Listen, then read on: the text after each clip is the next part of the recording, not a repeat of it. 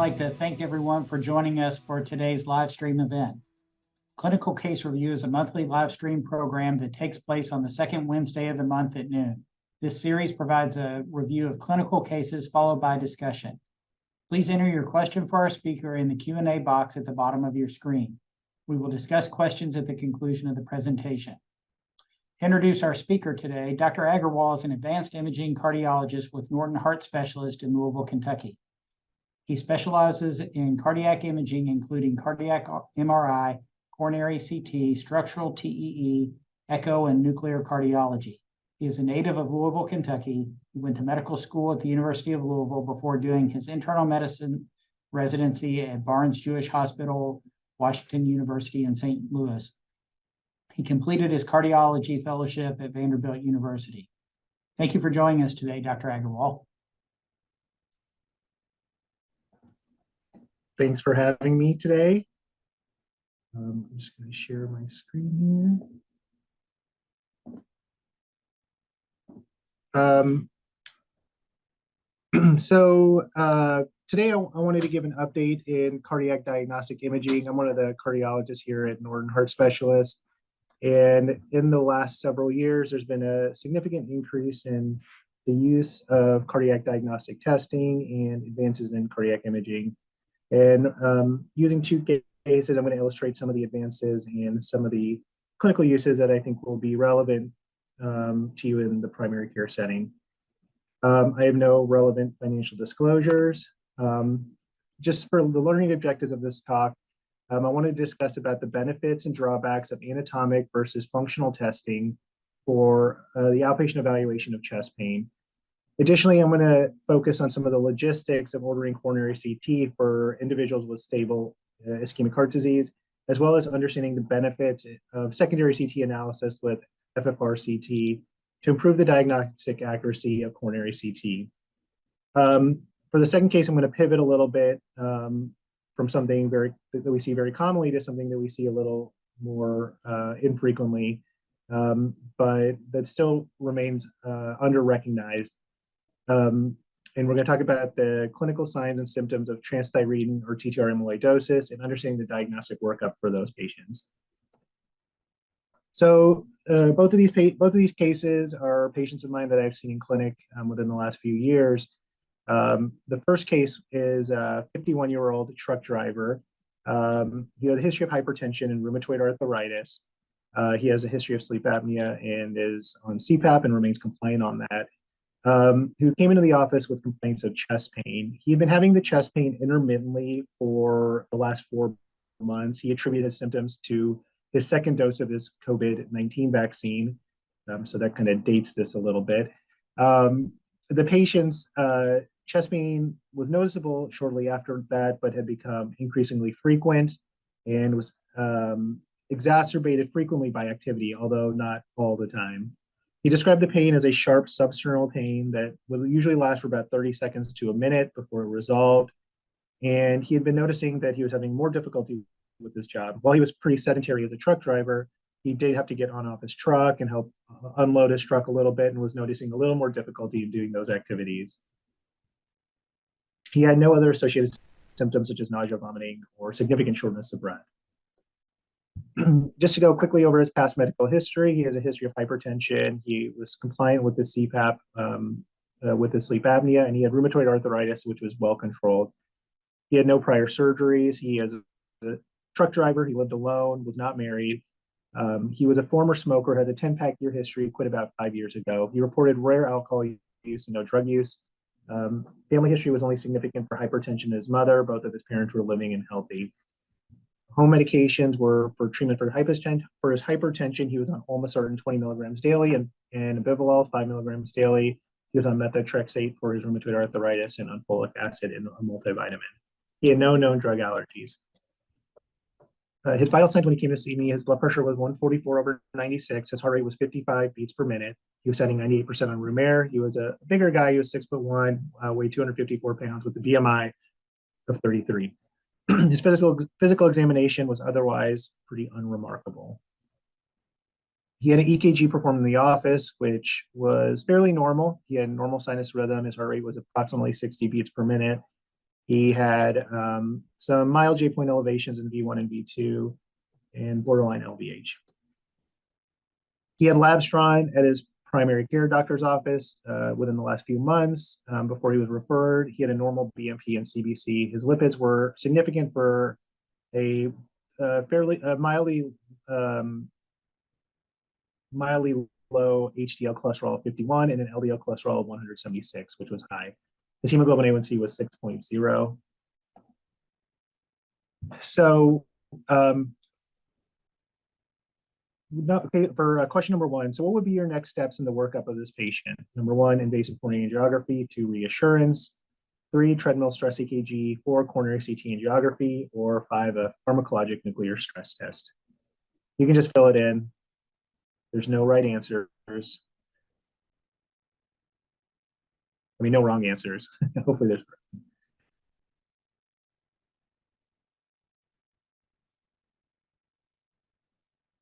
All right, so so far the majority of people have shared that treadmill stress EKG would be their first choice.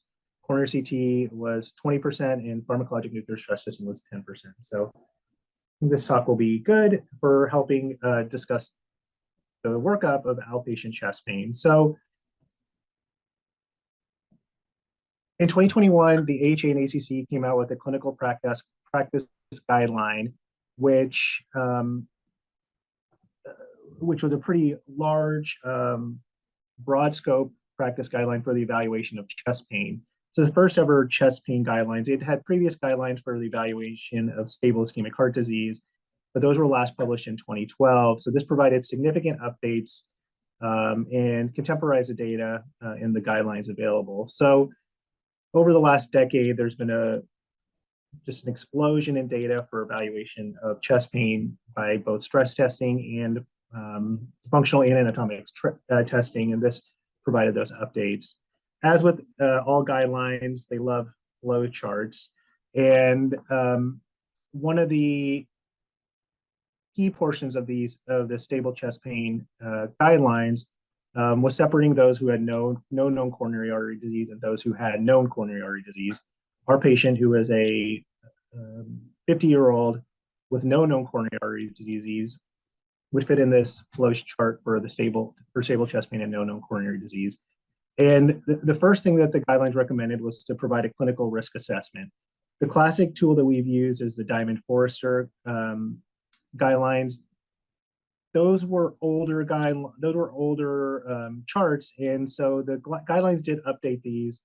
The old Diamond-Forrester guidelines did not offer sex and was pretty narrow focused. The newer ones include both men and women and their initial symptoms, including chest pain and shortness of breath, in assessing people's pre-test probability for disease.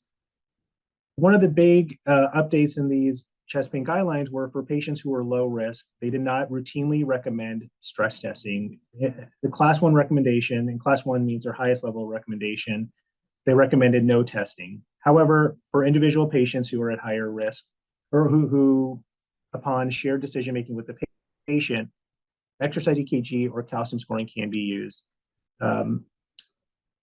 Calcium scoring for the evaluation of outpatient chest pain was evaluated in a trial called the Crescent-1 trial, which was published a few years ago, and it randomized patients to coronary artery calcium score versus treadmill EKG. And if people had calcium scores of 0, no further testing was recommended. However, patients had either high-risk features of their pain or progressive symptoms or an abnormal calcium score, they had coronary CT performed, and they found that the coronary artery calcium arm had improved outcomes and reduced atherosclerotic events. So that's why coronary artery calcium score is included in those low-risk patients.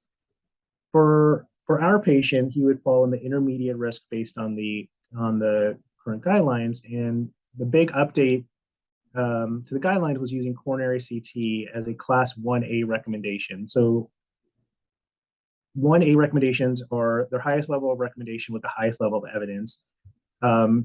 Stress testing was also included as a class 1 recommendation, but their level of evidence was a little bit lower. And a lot of this was based on the ischemia trial, which is a large trial that showed that functional testing, those with moderate to severe ischemia had similar outcomes to those who had an invasive strategy with coronary angiogram, and has adjusted what the cardiology community thinks is when we evaluate for patients with chest pain, we should optimize medical therapy for those patients, but we should also want to rule out the dangerous things like left main or multivessel disease. And many believe that coronary CT offers a better opportunity for that. Lower down on the recommendations, exercise treadmill stress testing is a 2A recommendation. So I want to talk a little bit about the data for coronary CT, how it was established, and some of the trials that were used to provide the data for these guidelines. So in 2015, there was 2 major trials that were published around the same time. They were both presented at the ACC conference. The first one was published in the New England Journal of Medicine called the PROMISE trial, which randomized about 10,000 patients to anatomical versus functional testing. So anatomical testing was with coronary CT, functional testing was with stress testing, and that was per the discretion of the ordering provider. And those include treadmill stress test, nuclear stress test, stress MRI, or PET stress. They randomized the patients, and they found that the outcomes as far as major adverse cardiovascular events was similar between the 2 groups, and there was no mortality benefit for one versus the other. Some of the secondary analysis showed that patients who had coronary CT tended to have more coronary angiograms. However, than those with the functional testing. With the increased coronary angiograms, there was more interventions performed in the patients who had anatomic stress testing, or anatomic testing and not stress testing. So I think the way you can interpret this in many ways, I think the way I interpret it is that anatomic testing can, at least at the types of scans that they were doing then, would help identify disease, had fewer normal cardiac casts, and could identify some of the higher risk findings that would lead to coronary interventions and functional testing, which had, I think, a little lower specificity for disease. The second major trial that came out around the same time was the Scott-Hart trial, which was in Scotland, and they randomized patients in a different manner. So they randomized patients to the standard of care versus the standard of care plus CT. So the majority of these patients received exercise treadmill testing as their standard of care treatment, but the coronary CT arm had the coronary CT added on, and this had slightly different findings. So it did show an improved mortality for those who had coronary CT, including a reduction in major adverse cardiovascular events. Similarly, there were increased coronary interventions performed in the coronary CT arm. One of the big findings, though, of this is the medical therapy arm. For those who had coronary CT, the majority of patients underwent, there was a significantly more number of patients who underwent medical therapy with risk modifying agents such as statins and other cholesterol lowering medications, as well as anti-anginal therapies. And I think that was one of the major drivers for the improved outcomes. So I think one of the questions is, while stress testing and coronary CT are both class 1 recommendations, when do we choose one versus the other? And the data I've shown so far is for patients with stable chest pain who have not had a known history of coronary artery disease. So I think the advantages for coronary CT is it allows you to get an anatomic assessment, which does allow you to pick up pre-symptomatic disease or early atherosclerotic disease. It may not be the cause of the patient's chest pain, but does offer further risk stratification and allows us to optimize medical therapies, sometimes establishing more aggressive cholesterol goals, initiating aspirin therapy, or being more aggressive with blood pressure control. Some of the other advantages of coronary CT is it does help anatomically define patients with multivessel coronary artery disease, which stress testing can sometimes miss, as well as assessing for left main disease. You can also assess for anomalous coronary arteries to make sure which may not always show up on stress test, which may not show abnormalities on stress testing. One of the other advantages of coronary CT is a normal coronary CT, I think, has a much stronger value than a negative stress test. In the guidelines, when patients have a negative coronary CT, which means no coronary disease, no coronary calcium, they offer a warranty period of about 2 years, meaning that the risk of you having a atherosclerotic event in the next 2 years is very low and often will not require any further testing in that period of time. In the same guidelines, stress testing, they offer a 1-year warranty period. So I think it offers a stronger negative predictive value if it's completely normal. Coronary CT, I think, has a higher sensitivity, and in these trials that have been shown, there's a lower level of normal CATs when people have coronary CTs compared to stress testing. And then finally, this is one of the hot topics in cardiology now, is that coronary CT allows you to characterize the plaque. We know that patients with low attenuation plaque or soft plaque have a higher risk of MI, and thus I think warrants more aggressive medical therapy. I think there's still more to be said about that, and that data will be developing over the next few years. So while that goes over the advantages of coronary CT, stress testing still has a role and still is very important. So with coronary CT, we do have to give IV contrast. So stress testing does not require any IV contrast. So it's good for our patients who have renal dysfunction or have IV contrast allergies. Coronary CT, we do need to control heart rate. So there's no need for heart rate control with stress testing. Stress testing is in our system in Northern Healthcare is readily available for inpatient and outpatients. Our coronary CT availability is pretty good, but sometimes if you're in a smaller outreach clinic or not in Louisville, stress testing may be more easily available. The other advantage of stress testing is that we can assess for functional capacity. So if a patient has chest pain every time they run, we can see exactly what is happening to the patient's EKG when they're running and also help reproduce those symptoms, which I think can be helpful. Also, for patients who have known coronary disease or previous intervention or CABG, stress testing is generally our first test. While coronary CT can be done in those patients rarely, it is certainly not our first choice. So how do we do a coronary CT? So patient preparation is very important. So we prefer for a patient to be fasting for about 4 hours. The patient needs a large bore IV, typically an 18 gauge in the AC. Sometimes we can use midlines. PICCs are not recommended. We push contrast at a pretty high rate, about 6 milliliters per second. So you need a good stable IV.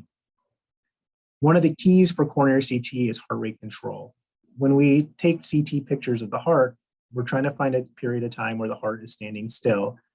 The time that we most like to use is diastole, kind of mid diastole.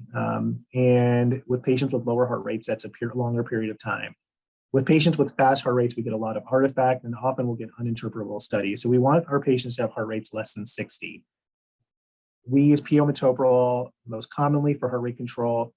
Sometimes we will use ivabradine as well. And I'll go over a little bit about our order set, about how we can order that. We also use nitroglycerin while the patient are on the scanner to help enhance visualization of the coronary arteries. And we will give additional IV rate control with metoprolol if needed. The patient will get contrast. I'll go quickly. We also get a calcium score, non-contrasted CT right before we do the coronary CT as well, to help gauge the risk and help us risk stratify the patients. So when ordering coronary CT is in Epic, there's an outpatient order set with CT angiogram heart with 3D imaging out with medications. And when you put the order in, there'll be a drop down that shows up. The first is a CT angiogram heart, and you click on that and you'll select your indication for the exam. Additionally, there are options for heart rate control, and we have pre-prescribed medications that we use. If patients have a heart rate of 70 beats per minute, the recommendation is to use metoprolol 50 milligrams twice a day on the day before, meaning a dose in the morning, a dose in the evening, and then 2 doses 2 hours prior to the CT scan. These orders are kind of preset, so if you just click on the box, it'll print on the bottle for the patient, and they'll be able to pick it up at their pharmacy, and the instructions will be on the bottle. Oral beta blockers are key to get heart rate control. We get a much higher dose of effective beta blocker when we give it orally than the IV. And the most common reason why we turn patients down for coronary CT at the time of scan is that we can't get adequate heart rate control.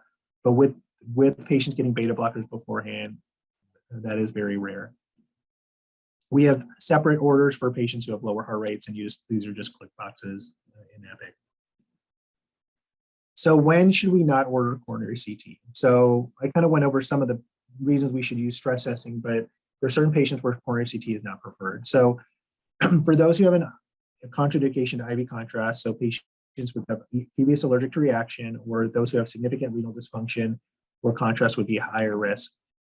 Those who have arrhythmias can make it difficult. When we do the CT scan, we want a very regular heart rate because we try to scan over multiple beats at a certain part of the cardiac cycle. So those who have frequent PVCs or PACs or atrial fibrillation, it can be quite difficult to scan these patients. We do have ways to assess for arrhythmia, but again, this shouldn't be our standard choice. Those who've had previous coronary intervention, including PCI or previous CABG, CT is not the preferred method.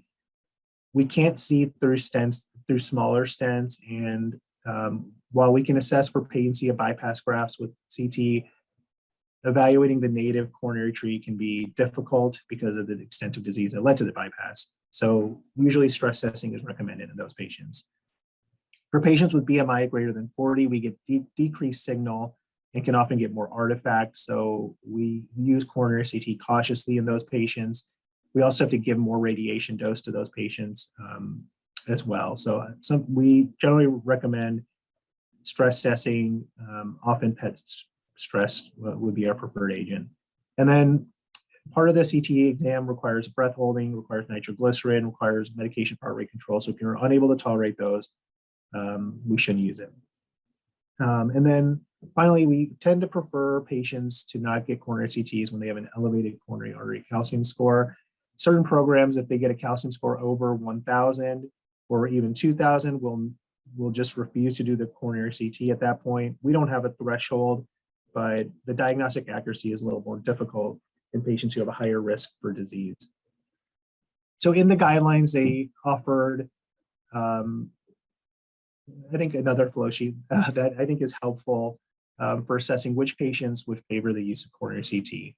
So as I mentioned earlier, the first step is a clinical risk assessment and understanding the pretest likelihood of coronary artery disease. So those who have low risk don't necessarily need any testing.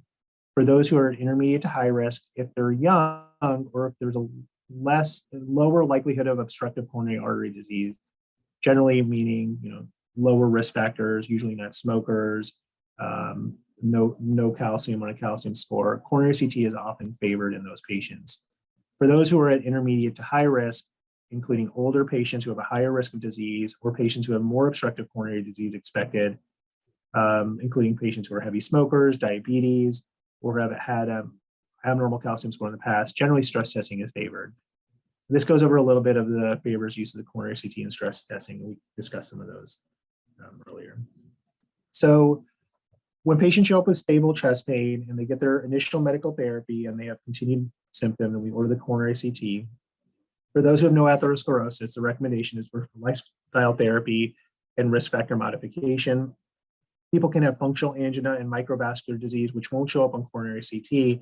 And for those patients, we do try to optimize medical therapy if we think that their chest pain is truly anginal in nature. For those who have limited or non-obstructive coronary disease, medical therapy is again recommended. We tend to be a little more aggressive with statin therapy. Personally, when I see patients who have non-obstructive disease, I tend to put them on a high-intensity statin if they can tolerate it. And if they have a calcium score over 100, I will usually put them on a low-dose aspirin. For those who have extensive non-obstructive disease or obstructive coronary disease, usually we'll optimize therapy with anti-anginal therapies. And if they have failed medical therapy, you can refer for PCI or CABG. And those who have left main or ischemic cardiomyopathy with EFs that are low, usually revascularization is recommended. So for our patient, the patient was at intermediate risk given that he was a 50-year-old male with chest pain, and he was referred for a coronary CT. So these are just stretched out MPR images where it essentially stretches out the coronary disease, the coronary tree. The patient had no real disease in the right coronary artery. The main finding was he had a predominantly non-calcified stenosis in the LAD, and then his circumflex looked okay. In the report for this patient's coronary CT, the CT report was read as having a 50 to 75% stenosis in the proximal LAD, so an intermediate stenosis. His calcium score was 0, and there was no other significant disease found. So what would be your next steps for this therapy, for this patient? So one would be optimized medical therapy with statin or other lipid-lowering agents, aspirin, beta blocker, and nitrates, assess for flow limitation with FFR-CT, invasive coronary angiography, stress testing, or monitoring.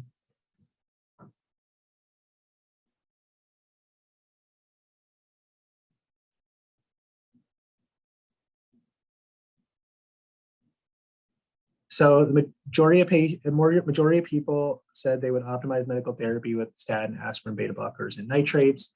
About a third would order FFR-CT, and then about 22% recommended invasive coronary angiography. As I said, there's no clear right answer for this. I'm just kind of giving my opinions on what I would do in these situations. So what is FFR-CT? I think that's one of the big questions that as primary care physicians, there's a lot of word about this in the Norton healthcare system and what it entails and what actually is it. So in the same flow chart that I mentioned there, for those who had coronary CT, we kind of drop down to those who have intermediate stenoses. So stenoses of 40 to 90%, FFR-CT or stress testing is a 2A recommendation for these patients. If they have obstructive disease, that's same. And if they have high risk or frequent angina, invasive coronary angiography is noted. I would classify our patient's chest pain as potentially cardiac. And so I think this patient falls nicely in this little yellow bucket here. So what is FFR-CT? So FFR-CT is a non-invasive method for evaluating patients with intermediate risk stenosis on coronary CT to assess the functionality of that stenosis. There's been a lot of data for patients who are getting invasive coronary angiograms or cardiac caths with something called fractional flow reserve, which is an invasive method where they put a wire down the coronary artery and see what the pressure difference is on either side of the lesion. There's been a lot of outcomes data showing that if patients have FFR, significant lesions by FFR, that intervention reduces the risk of heart attack and death in those patients. So with the coronary angiogram, we don't have with the coronary CT angiogram, we don't have the ability to put a wire down a vessel. So there is a company that developed a tool where they map the whole coronary tree and all the blockages that they see on the CT and estimate what the FFR would be, and they call it FFR-CT. And this correlates very strongly with invasive FFR that's performed in the cath lab.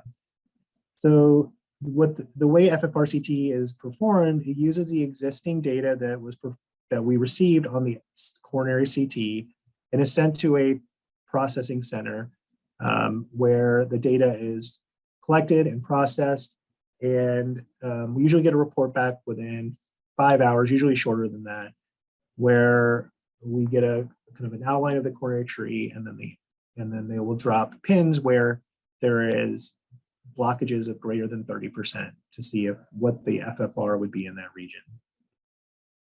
The data behind it is good. So one of the limitations with these previous CT trials is that there was no way of assessing whether an intermediate stenosis was actually significant or not in causing symptoms. And FFR-CT allows us to help us assess whether a blockage is significant or not. They've looked at it with area under the curve measurements using hard flow, which is the only current vendor for commercially available for FFR-CT, finding that there's an area under the curve of 0.94 using FFR-CT compared to coronary CT on its own of 0.83. So FFR-CT improves the diagnostic accuracy of CT It also, in some of the initial trials, showed that it changed clinical decision-making in patients in about 2/3 of patients who have intermediate stenoses. So what does that do clinically? What does that mean clinically? So there's been multiple trials that have assessed kind of what this means clinically. And I'm going to focus first on this one down here.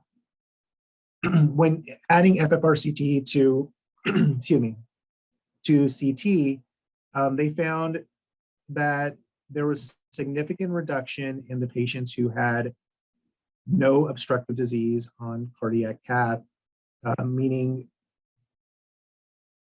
when we took out those patients, sorry, I'll rephrase that, I'm sorry. So when in the usual care cohort, when patients who had suspected coronary disease on the coronary CT underwent invasive coronary angiography, about 50% or more have known obstructive coronary disease noted. When they used FFR-CT, the amount of patients who received revascularization was the same, but there were many fewer patients who had no obstructive coronary disease. And most of these other patients who did not get any invasive coronary angiography because they had a negative FFR-CT did not need a revascularization. So is it safe? So when they assessed patients who had negative FFR-CT within the first 90-day period after their CT, there were no major adverse cardiovascular events in those patients. There's also good outcomes data for patients who have abnormal FFR-CTs as well. So when they included all patients who had coronary CT, those who had the best prognosis were those who had no stenoses of greater than 30%, as you would expect. For those who had stenoses greater than 30%, but their FFR-CT was greater than 0.0, the higher FFR-CT means less obstructive, a lower means more obstructive disease. So those who had non-significant stenoses had similar outcomes when compared to those who had stenoses of less than 30%. For those who had significant disease, those who were referred for invasive coronary angiography did not have a significant difference from those who had less than 30% stenosis, but the worst outcomes were those who had positive FFR-CTs and were just treated medically. So to me, this tells me that intervening on patients who have abnormal FFR-CTs, which is less than 0.0, they have a significant improvement in symptoms and major adverse cardiovascular events if you intervene on these patients.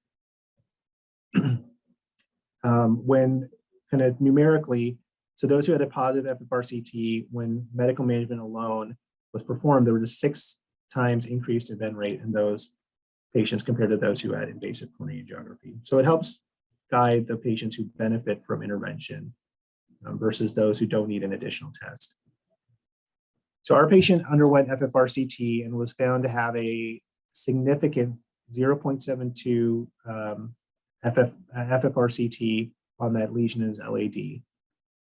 This was his coronary angiogram, and you can see his stenosis here in his LAD territory, which correlates really nicely with our CT study.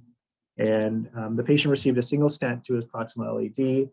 He has had no recurrent events 3 years after his initial presentation, has been chest pain free, continues to work and do well. And his LDL cholesterol is now 67.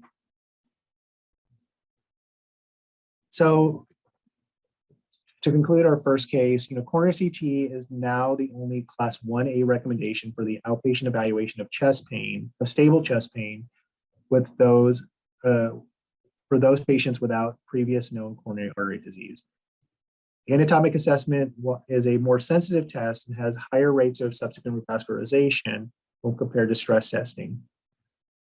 When using coronary CT, one of the advantages is it helps find non-obstructive disease and leads to higher rates of medical management and more aggressive medical therapy, including statins and anti-angiogenic therapies. And per the Scott Hart trial showed improved outcomes both in mortality and major adverse cardiovascular events. While coronary CT is increasing in popularity, stress testing still has an important role, particularly those who have a higher risk of higher pretest probability of disease, which includes older patients, patients with known coronary disease, patients who have unstable heart rates, renal dysfunction, or issues with IV contrast. When adding FFR-CT to our normal coronary CT for those who have intermediate lesions. There's an improved diagnostic accuracy with fewer normal invasive coronary angiography with no change in outcomes. And it has been shown to be cost beneficial. So I'm going to pivot a little bit and talk about this a different case and kind of stepping away from the chest pain that we see frequently in our clinics to something we see a little less frequently. So this is another patient of mine who I saw a few years ago. It's an 84-year-old gentleman who had a history of bilateral carpal tunnel syndrome, complete heart block, had dual chamber pacemaker a few years ago, coronary disease. He had a remote PCI due to his right coronary artery. He presented here to our clinic with progressive fatigue, shortness of breath, and orthostasis. He reports that he had slowly progressive symptoms over the past several years, but has had a more noticeable decline over the last 6 months, where he developed progressive bilateral lower extremity edema, reduction in his ADLs, and some orthopnea and fatigue. He also demonstrates some early satiety and abdominal distension as well. He was seen by his primary care, who initiated him on diuresis, but his symptoms, while mildly improved, he developed progressive worsening of his kidney function whenever he was placed on a diuretic. He's also noted to have progressive proteinuria and just progressive fatigue over that period of time. So he was referred to our clinic for further evaluation. So talking a little bit more about his past medical history, he does have a history of coronary disease. He had a stent to his right coronary artery in the early 2000s. He has chronic kidney disease, had a baseline creatinine of 1.2, but had increased up to 2.4 in the last year when he was initiated on diuretics. He had third-degree heart block that was diagnosed several years ago and had a dual-chamber pacemaker placed. He has sleep apnea, and he does also have a history of paroxysmal atrial fibrillation and atrial flutter that was noted on his device. He's been anticoagulated for that. His past surgical history is significant for bilateral carpal tunnel release syndrome and some orthopedic surgeries. Patient was married, a former engineer living in Campbellsville, Kentucky. He lives with his wife. He never has smoked. He reports rare alcohol and no drug use. Family history was notable for coronary disease in his brother, but no family history of heart failure. His home medications included atorvastatin, Coreg, losartan, and Xarelto. He takes Lasix 20 milligrams daily. He has no known drug allergies. His vital signs in clinic, his blood pressure was 106/62. His heart rate was 71 beats per minute. He was setting 94% on room air. He was 6'2" and 223 pounds. He noticed an increase in his weight in about 10 pounds over the past few months, although he wasn't eating as much. Physical examination was significant for diminished breath sounds at his bases. He had no crackles or wheezes. He had elevated JVP when laying at 30 degrees up to his mandible. He had some mild abdominal distension and 1+ bilateral low extremity edema. He was warm peripherally. So the patient had extensive labs performed in the last few months by his primary care doctor. His LDL was well controlled. His HDL remained low. His hemoglobin A1C was 5.6. The BNP was high of 1,095. He has had this persistently elevated troponin over the past few years, and it gradually increasing, was 0.3 a year ago, was 0.5 on most recent check. He got slight hypoalbuminemia and slightly low protein. His other liver function tests were normal. His calcium was normal. His thyroid function was normal. His iron panel, he had a slightly low iron level. His ferritin was a little bit high, and his TIBC was a little low. He was anemic. His hemoglobin was 10.2. His platelets were a little low at 132. His creatinine was 1.87 with otherwise normal electrolytes. His EKG in the office showed probably some atrial arrhythmia, whether it's AFib or atrial flutter. It's hard to tell, with a ventricularly paced rhythm. He had an echocardiogram performed, and I'll kind of quickly go over this. We'll go over the full report. So the notable things are he has likely a thickened heart muscle, some left ventricular hypertrophy, probably has some degree of right ventricular hypertrophy, although it's hard to tell. He has a thickened aortic valve, which is right here. And he's got probably moderate left ventricular dysfunction, kind of noted here. and his right ventricle is a little enlarged. You guys don't read echo, so I think it's easier just to look at the report. So the patient had normal LV chamber size, moderately depressed LV systolic function with global hypokinesis. His EF was 35 to 40%. He had moderate right ventricular enlargement, moderate RVH, mildly depressed RV systolic function. He had sclerotic aortic valve. He had severe biatrial enlargement. He didn't show his valve, but he had moderate tricuspid regurgitation and a dilated IVC. He also had a small pericardial effusion and that left pleural effusion that we saw in the study. So this patient with a history of carpal tunnel syndrome, coronary disease, and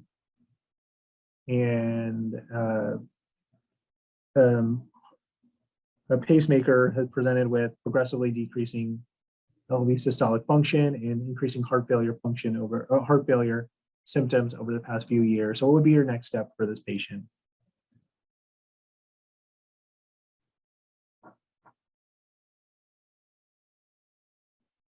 I should add that the patient did have a cardiac cath as well, and it showed no progression of his coronary disease.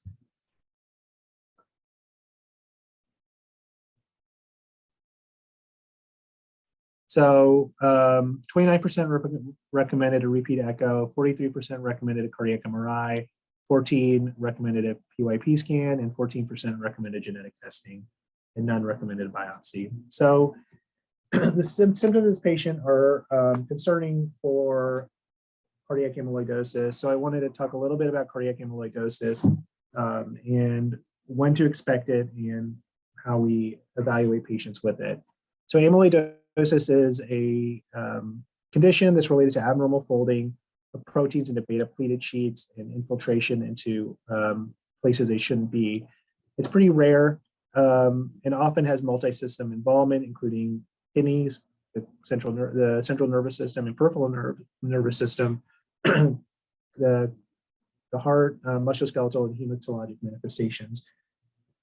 There are three main types. I'm going to focus mostly on transthyretin or ATTR amyloidosis, but there are three major types: AA amyloid, which rarely affects the hearts and often is due to systemic illness; AL amyloidosis, which is due to a clonal B cell population, which leads to immunoglobulin light chain deposition in multiple tissues; or TTR amyloidosis, which is abnormal deposition of transthyretin proteins. So with ATTR amyloidosis, there are two predominant forms. One is a genetic form, a mutant form, where there's a amino acid, usually it's a substitution in the long arm of chromosome 18, which destabilizes the tetramers that are formed with transthyretin. It's autosomal dominant, has variable penetrance, and people generally develop cardiac symptoms in the sixth decade of life. This is different from the wild type ATTR, which is an acquired mutation, that acquired disease which leads to resultant misfolding of transthyretin and leads to deposition of these proteins in different tissues throughout the body. The prevalence of this is unclear, but it is highly suspected that it's underestimated. In an autopsy study, in those over 80, about 25% of those older than 80 had some amyloid fibrils in their heart. While the clinical significance of this 25% of patients is unknown, I think it does show that this may be more prevalent than we suspect. Problem is, there wasn't great diagnostic studies for this, and biopsy has risks. So that's why understanding the prevalence is a little difficult. The reason this has increased in popularity in diagnosis is that whereas we didn't really have effective treatments previously, there are more effective treatments available now. There's different ways of treating it. There's tetramer stabilizers, and there's also gene silencing techniques. The only FDA-approved treatment right now is tafamidis, which is a transthyretin tetramer stabilizer. And in the Ffrct study, where they evaluated patients who had cardiac manifestations of TTR amyloidosis, it was shown to improve mortality by 30%, reduce hospitalizations by 32%, and slow the reduction in quality of life that occurs with these patients. So when should we suspect ATTR amyloidosis? So for TTR amyloidosis, there's usually three major organ systems that we see disease in or symptoms in. One is the central is the nervous system. And one of the common symptoms we see is those who have unexplained bilateral carpal tunnel syndrome. When they have done pathologic studies on those who have had carpal tunnel syndrome, they found that about 10% of those who had bilateral carpal or who had carpal tunnel syndrome surgery had some amyloid TTR transthyretin deposits in their tissue. Also, symptoms can include unexplained polyneuropathy and autonomic dysfunction. From an orthopedic standpoint, lumbar spinal stenosis is common, as well as biceps tendon rupture, while less common if there's unexplained biceps tendon rupture, you should suspect ATTR amyloid. Cardiac-wise, the patients tend to have right-sided heart failure symptoms, which include ascites, lower extremity edema, hepatomegaly, and early satiety. But they can also have left-sided heart failure symptoms as well. Fatigue and low energy are common. Atrial arrhythmias, including atrial fibrillation and atrial flutter, are often common in these patients, and conduction system abnormalities, including second and third degree heart block. Patients can present with syncope, and they can also have aortic stenosis and associated symptoms with that. So the initial workup for cardiac evaluation of amyloidosis is an EKG, and there's some particular findings which are not very common, but are helpful if you see them. So this is a typical EKG pattern for a patient with amyloidosis. You have low voltages discordant to the wall thickness seen on echo in the limb leads here. And you can also have a pseudo-infarct pattern, so unexplained Q waves with no history of heart attack. And this patient has Q waves in V1 through V3. After the initial screening, which again is more of a screening, echo is frequently used. Echo has been shown shows unexplained left ventricular hypertrophy. There's a classic starry night appearance. You get biatrial enlargement. You get a restrictive diastolic filling pattern, thickening of the aortic valve, low flow. You may hear something called paradoxical low flow, low gradient aortic stenosis. That can be commonly seen. You get pleural and pericardal effusions, and then you get abnormalities with strain imaging as well. So cardiac MRI is often one of the next steps we use, but there are certain patients, it's a difficult test on patients. When we do a cardiac MRI, we would need to use IV contrast. And some of the issues are that the cardiac MRI test is about an hour, hour and a half long. People often have claustrophobia. You have to hold your breath for multiple times during the test. So when these patients have amyloidosis, sometimes they can't tolerate the test very well just from holding a breath, laying flat, and the duration of the test. But when we are able to perform it, has a sensitivity of 80% and a specificity of 94% for amyloidosis in general. We can't really separate TTR or AL amyloid on MRI. Similarly, you can see biventricular hypertrophy, atrial hypertrophy, which is hard to see on echo, but having an intraatrial septum greater than 6 millimeters. We give contrast to look for something called late gadolinium enhancement, which is a marker, which is when contrast hangs around after we give gadolinium, when there's an expanded extracellular matrix. And you get a particular pattern called diffuse subendocardial late enhancement. And you also get prolonged T1 times and increased extracellular volume times. Or extracellular volume in those who have amyloidosis.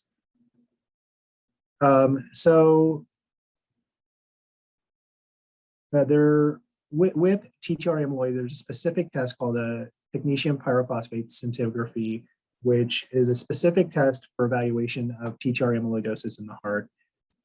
It's the same agent they use for bone scanning, and they inject this, and they found that patients who have TTR amyloidosis have increased uptake in the heart. The way we quantify it is based on how much uptake there is in the heart compared to the bony tissue. And those who have amyloidosis at higher grades tend to have more uptake in the heart compared to the bony tissues. It's a very sensitive test with approaching 99 to 100% patients if they have no evidence of any monoclonal antibodies. So it's important to rule out AL amyloid with SPEP, UPEP, and serum immunofixation for these patients.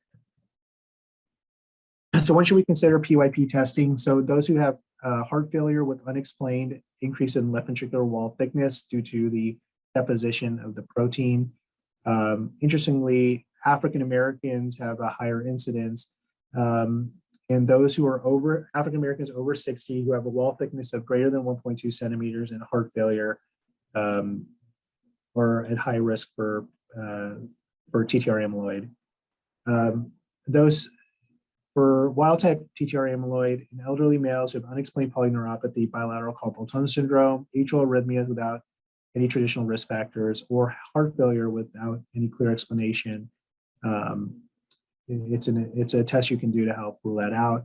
Or patients who have echo or MRI findings that are suggestive of amyloidosis. Additionally, if people have suspected familial amyloidosis, this is a scan we can use just because of the ease of it and the lack of contrast needed.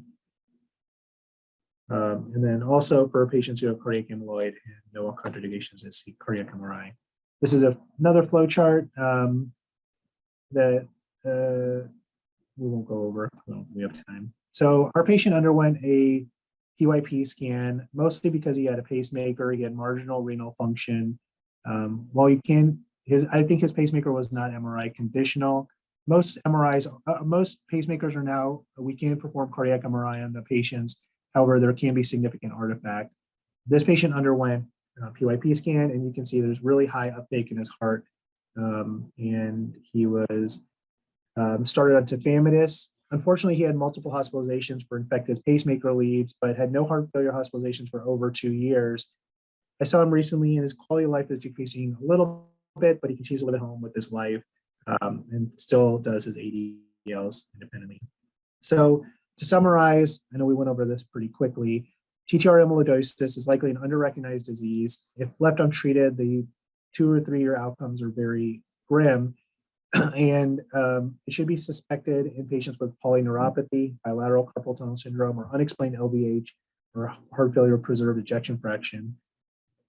Early recognition is important because tafamidis has been shown to reduce mortality, slow disease progression in those patients when started early. Unfortunately, when it's started too late, it won't reduce your symptoms.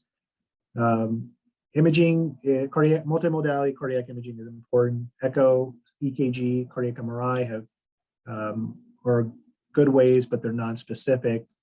PYP scanning is a specific way for assessing for TTR amyloidosis. It's inexpensive, it's non-invasive, and reduces the need for endomyocardial biopsies.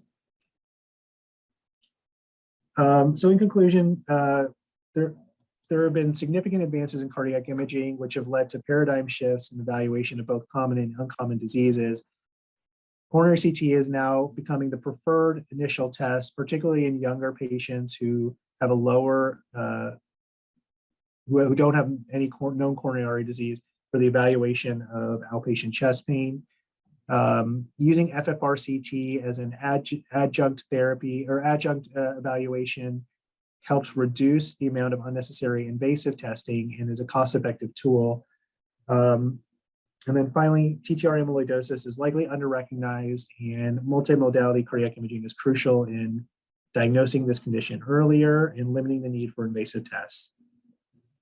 My error references. I hope you guys tolerated this presentation better than my kids did, and hopefully you guys don't look like them when I gave this to them yesterday. Anybody have any questions? Yeah, so thanks a lot. I really appreciate that. I think that brought a lot of clarity to a subject that, from a primary care perspective, with ever evolving cardiac care and imaging, there are so many things that aren't at the forefront for us on the front line. So appreciate that. So there is a question in our Q&A. Can he speak on the coronary calcium scoring and what score we might want to treat medically with statin, aspirin, et cetera, versus send for testing? I've seen scores 0 to 400s to 2,000. Notice different providers do different things. Are there guidelines that can help determine the next steps, assuming more so the patient is asymptomatic and being done for risk for coronary artery disease? Yeah, I think that's a good question. So I think you'll see different providers who have different ways of treating this. So in my opinion, if you have any coronary calcification, it shows that you are at high risk for atherosclerotic, that you're at high risk for disease. And I tend to intensify stent therapy if I see any calcium. So that includes a more aggressive LDL goal for secondary prevention rather than primary prevention. And so I will often start patients on high intensity statins with a goal LDL of at least less than 70. For aspirin, it's a little less clear. With the changes with the preventative task force recommendations, a lot of patients are hesitant to take aspirin. I think there's a MESA study, which is a long-term study for primary prevention and understanding atherosclerotic disease. They found that patients with calcium scores of greater than 100, that they did benefit from aspirin therapy to reduce the risk of heart attack. And the risk-benefit ratio seems to be favorable in those patients. However, a lot of it is based on risk, the risk of the patient for being on aspirin and the potential benefits. Regarding for stress testing, in the guidelines, there is I think it's a 2B recommendation for those who have calcium scores of greater than 400 to consider stress testing in those patients for silent ischemia. Personally, I'm not a huge believer in that. I think I often will just, if people are asymptomatic, I don't usually refer for stress testing, but there is something in the guidelines for those who have calcium scores greater than 400. So just one question about what often comes into the primary care office, where it's someone who doesn't seem to have significant risk factors. Their age is at a reasonable level. You've never gotten a 500 cholesterol on them or an LDL of 350 or anything crazy. Family history seems relatively okay. And they come in with what probably, I mean, in the back of your mind, you're like, this is non-cardiac chest pain. But if in those cases, because there's non-cardiac chest pain and cardiac chest pain, I always tell patients our bodies never read the medical books and don't react exactly like they're supposed to. So if it's something where there's something that's just a little fishy about it, is that a good time for us to look to potentially do a coronary CT? Yeah, I think a lot of it depends on the age and the risk. I think the guidelines would support that you don't need to do additional testing in those patients. Now, practically, when you have a patient in front of you who's worried about their chest pain, they don't always want you to just say that they're okay. And a lot of times they would like to get some additional testing. I think if they're low risk, and if you do your clinical risk assessment and they're low risk, and they do want to test, I still think there's a role for exercise treadmill testing on these patients. I do use a lot of coronary CT in those patients once they get to a cardiologist, because I think the level of concern is stepped up a little bit. And I think that does provide reassurance to the patient. I think you have to evaluate the risk of radiation to those patients as well. So in young women especially, I get a little weary in doing coronary CTs if they have very low risk chest pain. But I think it does provide a lot of reassurance to those patients, particularly if you kind of discuss the benefits. One of the things that is stressed in the guidelines is providing shared decision making and making sure that you're doing a test that you and both your patient agree upon. And I think including the discussion of risk of radiation in those patients, as well as risk of false positives. But I think the guidelines do support that you don't need to test those patients. That's not always how it works, though, in real life. And I think coronary CT can be helpful. It looks like we only have time for one more quick question. Can you clarify when the EKGs come back and the computer reading states that there's low voltage QRS, the meaning behind that with the computer read? Yeah, so there are multiple reasons why people can have low voltage QRSs. If you have, in the limb leads, it's less than one big box. And it can include anything that increases space between where the leads are placed in your heart. So people with hairy chest can often have low voltage EKGs. Patients who have COPD and have increased air in their lungs can have low voltage EKGs. So a low voltage EKG is a very non-specific finding on an EKG. I think it's if they have those things, they're very hairy. If they have known COPD, it's not that uncommon. If it's unexpected, so the other things that can cause it are just in larger patients where the distance between their heart and their chest wall is higher, or patients with pericardial effusions that can be low voltage. So I think getting an echo is reasonable. I don't think you need to if they have some of these other risk factors. And the big thing with amyloid is having a discordant low voltage EKG and a very thick heart muscle and echo are the findings that we look for. So it's more of the discordance that we look for than the actual voltage. Okay, thank you. So I appreciate everyone that attended today.